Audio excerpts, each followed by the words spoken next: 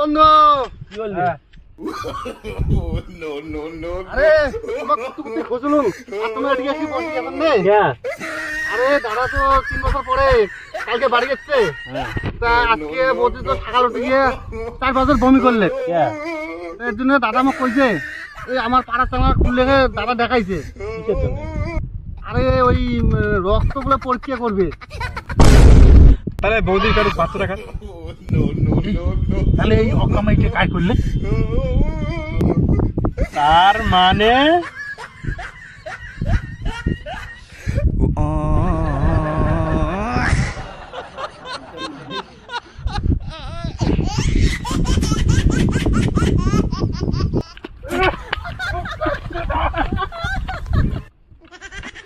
বোকা সুদা